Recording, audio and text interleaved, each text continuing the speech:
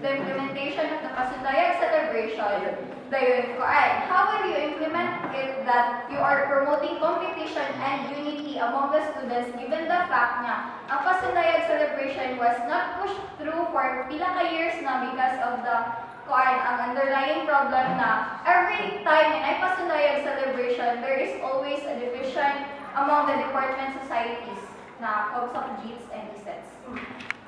Thank you for the question. We have already answered that in our platform, di ba? I said we have to start the organization. This, akong gingon di ba gina na mga existing groups sa PCS. But we have to form an organization out of these groups. So kanisa na organization, they can actually invite these people to join this kind of organization. Like music organization, organization for debates, organization for literacy. Kani sila, ng mga tao, they're from different societies, different forces. In other words, they can get along inside. So, by uniting na sila in the first place before pa ma-implement ang Pasundayag.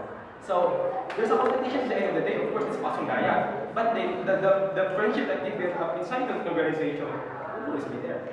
So, it's at the same time united, but competition. That's all.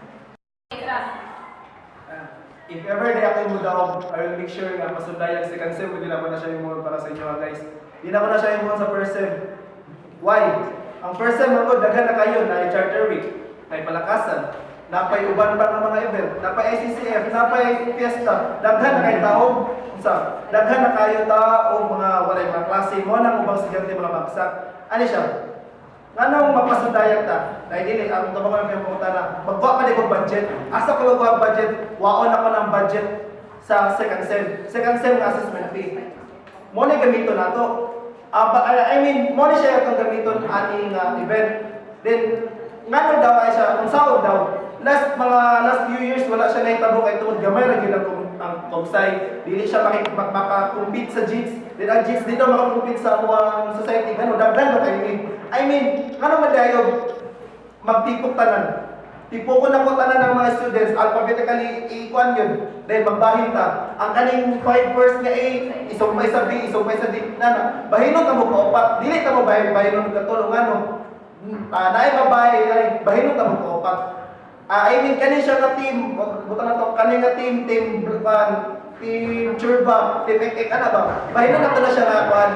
Ang kaning team, nag-compose na rin sa tulo kay student nga kuan, gikan sa JITS, Comsoc, kanana, mo na makikompete. I mean, dili masya nga kuan, makabuild man gyapon tao friendship kay tungod nagkaipon na ta din. Mao na.